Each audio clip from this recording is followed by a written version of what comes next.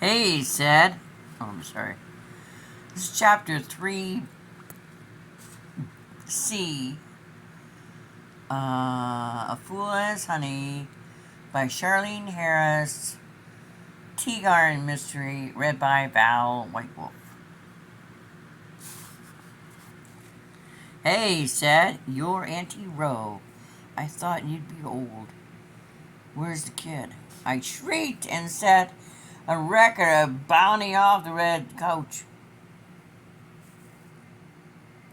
Martin was hampered in his rescue attempt by the baby. He looked ready for action when he appeared in the doorway. But the effect was spoiled by the feeding Hayden. Martin shoved the baby bottle into his arm and stood waiting. He was spoiling for a fight, which the young man was just perceptive enough to see. Hey man, it's okay. Didn't Regina tell you I am here?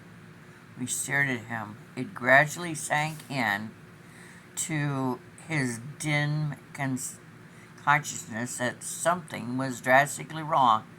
So where's Craig? He asked, uncertain, working his way out from behind the couch. He proved to be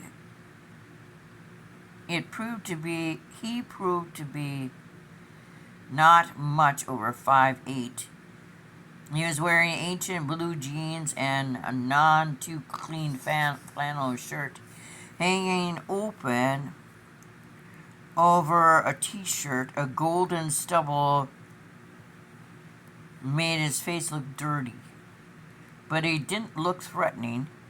He had an aura of amiable stupidity that I came to learn was, to some extent, quite accurate.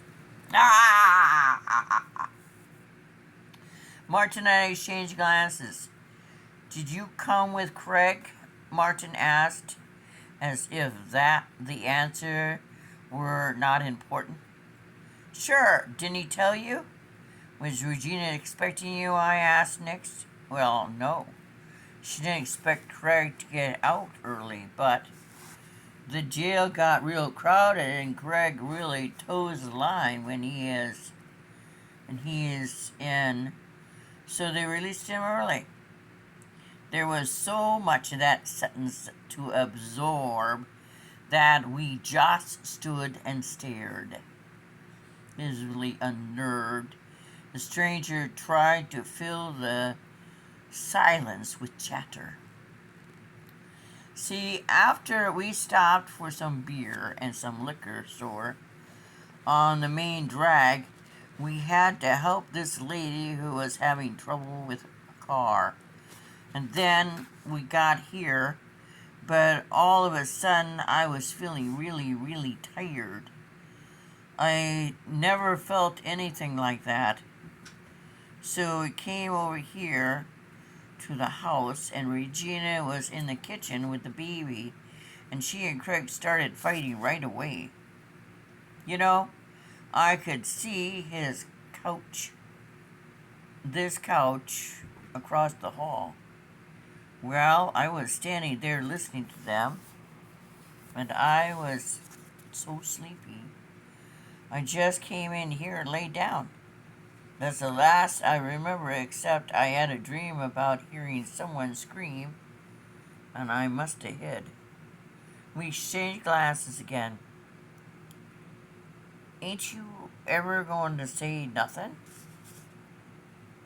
You're Regina's uncle and aunt, aren't you, right? Though I got to say, lady, you don't look old enough to be anyone's aunt.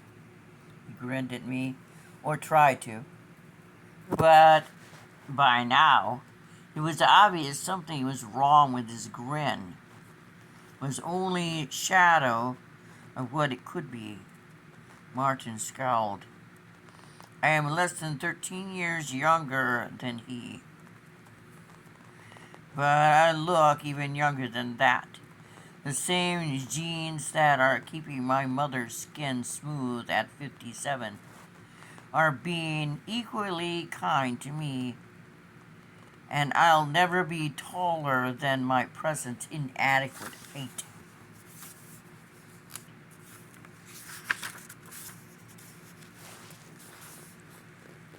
He didn't finish the bottle, and I put him up to my shoulder to burp and began patting,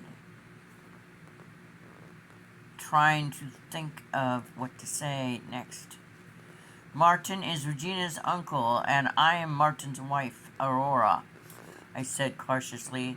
Last night some things happened here. Don't tell me Craig hit Regina or nothing like that. Could you tell us who you are? Martin asked, trying to sound very calm. Sure, man, I'm Rory Brown, Craig's buddy. We've been best friends forever. Then I have bad news for you, Rory. Craig's back in jail. I had to sit down. This is going to be worse than I thought. No, Martin said. He's dead.